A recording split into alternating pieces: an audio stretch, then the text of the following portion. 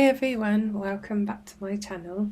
Today I've got another little mini book that I've made. I think Michelle has started me on a new obsession.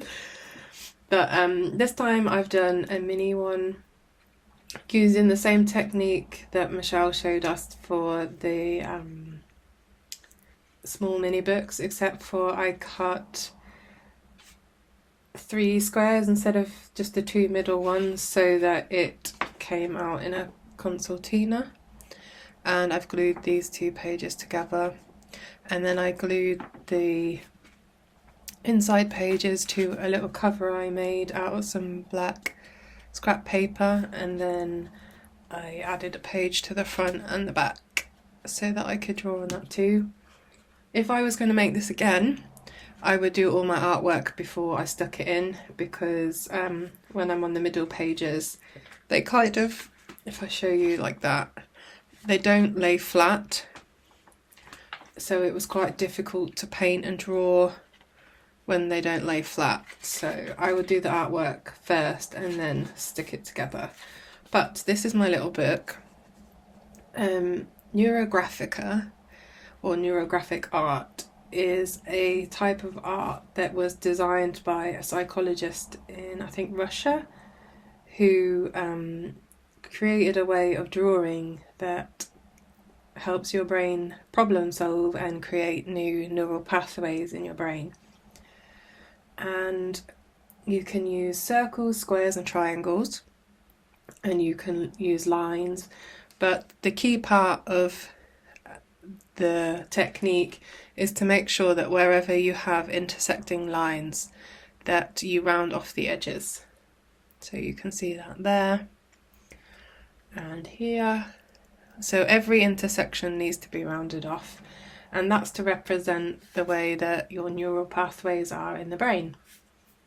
So you can do them in black and white or just colour, however you want, different line thicknesses.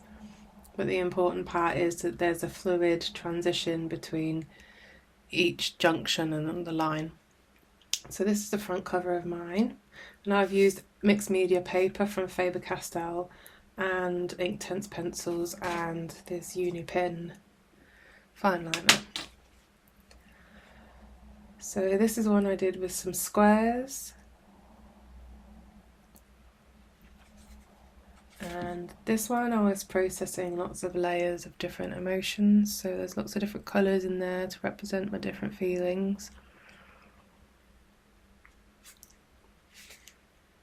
And then I did some in sort of pinks and purples and oranges.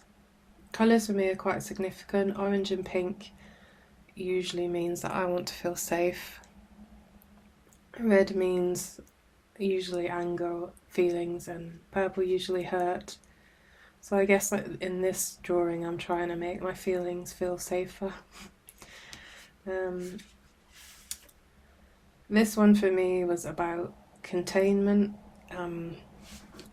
Due to the mental health disorder that I have, my brain compartmentalizes information, and all of these lines were representing me trying to bust out of that compartmentalization and have more fluid access to different parts of my mind. So that's what the squares were about. And the colours, I don't know, I was just feeling these colours on that day, so it was quite an intuitive piece. Yeah. And then this one, I don't know what happened with that. I was just kind of all over the place. I picked some colours that I don't usually use, like some rusty colours. So I'm not really sure how I was feeling, but I really enjoyed doing this little book. I felt quite calm when I was making it. I've used some yellow as well in this book, which is another colour I don't use very often. But I guess I'm starting to feel happier recently, and that is not a feeling that I'm used to, so I guess that's why the brighter colours are showing up in my work, and I guess that's a good thing. So yeah, that's my little book. And if anyone wants a tutorial about how I made the book or the cover, just let me know.